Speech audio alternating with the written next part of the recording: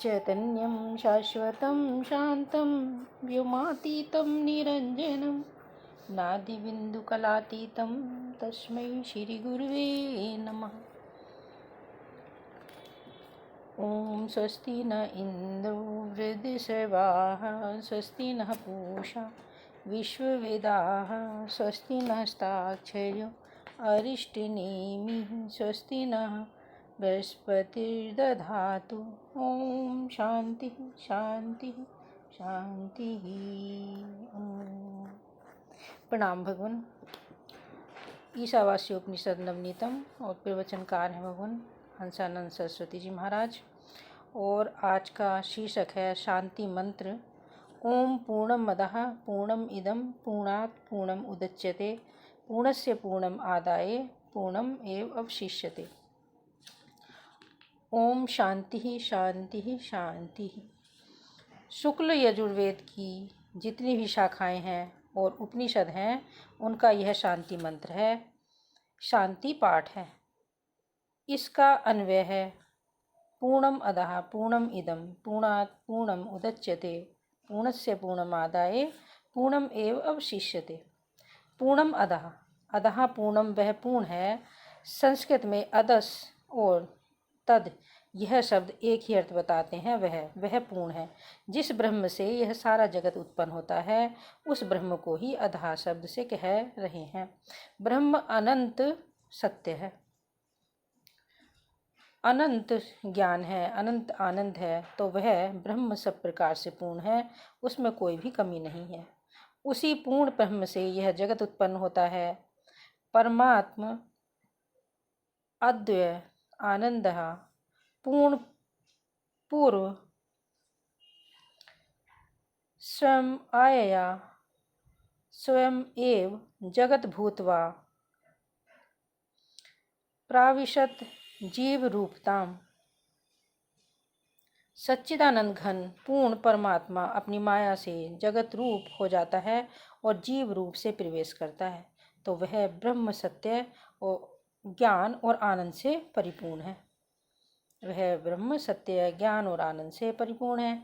पूर्णम इदम, यह भी पूर्ण है। इदम पद से यह जो दिखाई पड़ने वाला जगत है उसका ग्रहण होता है, तो यह जगत पूर्ण है।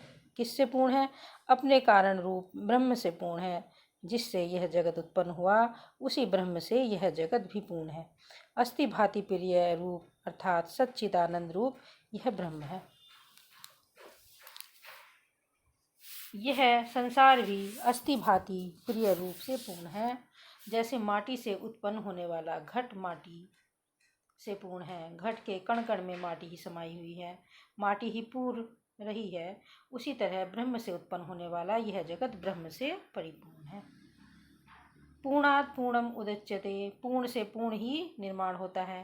पूर्ण ब्रह्म से जो कुछ हुआ है वह पूर्ण है। ब्रह्म से और क्या हो सकता है? माटी से जो घट मट उत्पन्न होंगे वे माटी के सिवा और क्या हो सकते हैं? घट मट के नाम रूप भले ही पृथक पृथक होंगे, लेकिन माटी से भिन्न और क्या हो सकता है? घट मट माटी ही माटी तो है। जल से तरंग उत्पन्न होती है, वह तो अंदर बाहर जल से परिपूर्ण है। जल के सिवा तरंगों में और क्या है? सबके सब तरंगों में तो शीतलता, मधुरता, द्रवता ही तो समाई है। इसी तरह ब्रह्म रूप आनंद सिंधु से निर्माण होने वाला यह चराचर जगत अस्थि भांति प्रिय रूप से ही परिपूर्ण है। जगत की उत्पत्ति के आदि में, जगत के अंत में, जगत के मध्य में यह ब्रह्म ही ब्रह्म है। माया रूपी पवन से जगत रूपी तरंगों की प्रतीति होती है, मगर वह तो माया के निमित्त से प्रतीति मात्र ही है, नहीं तो बस एक ब्रह्म ही ब्रह्म है। पूर्णस्य पूर्णमादाय पूर्णमेव अवशिष्यते, इस पूर्ण से पूर्णत्व को निकाल देवें तो पूर्ण ही शेष रहता है। अर्थात यह जो कार्य ब्रह्म है वह अपने कारण सच्चिदानंद से पूर्ण है। इसका जब पूर्णत्व ले लेवें अर्थात अस्थि भांति प्रिय रूप कारणत्व ले लिया जाए तो कार्यत्व खत्म हो जाएगा। कारणत्व ले लिया जाए तो कार्यत्व खत्म हो जाएगा। नाम रूप तो समाप्त हो जाएगा, लेकिन सत्य ब्रह्म ही शेष रह जाएगा। जैसे घट मट माटी से होते हैं, घट मटों से वह माटी ही निकाल दी जावे तो घट मट के नाम रूप नहीं रहेंगे। क्या बचेगा? घट मटों का कारण माटी ही बचेगी, शेष तो कारण ही रह जाएगा। कार्य तो कारण से उत्पन्न होता है और पुनः कारण में ही लीन होता है। धोती, कोट, टोपी, कुर्ता ये तो बस सूत्र से ही बनते हैं। सारे वस्त्रों में यह सूत्र ही परिपूर्ण है। कोट, धोती, कुर्ता, कमीज में ये सूत्र ही तो समाया है। इन धोती, कोट, टोपी, कुर्ता से कारण रूप सूत्र निकाल देवें तो धोती, कुर्ता, कोट, टोपी ये नाम रूप समाप्त हो जाते हैं। सूत्र रूप कारण ही तो शेष बचता है। उसी तरह भगवान सूत्रात्मा है, जगत वस्त्र के समान है। जो सबकी आत्मा है वह सूत्र के समान भगवान है। वे भगवान सब में समाये हुए हैं। जगत आत्मा प्राण प्रिय रामा। यदि इन सब में से ये आत्मा निकाल दी जाए तो क्या बचेगा? नाम रूप शरीर कुछ नहीं रहेगा, आत्मा ही शेष बचेगा। ये सारे शरीर वस्त्र के समान हैं और आत्मा या परमात्मा सूत्र के समान है।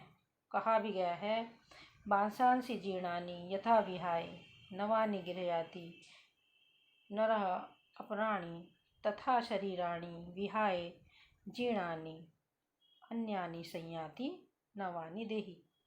ये सारे शरीर भगवान में ही माया से बने हैं। उनमें से सूत्र रूप परमात्मा को अलग कर दिया तो ये सारे के सारे नाम रूप समाप्त हो जाते हैं।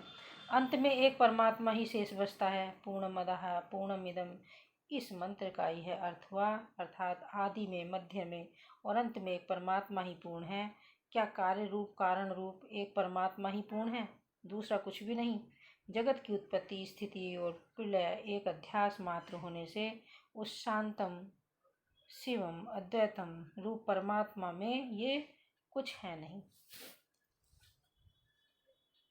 ओम शांति ही शांति ही शांति।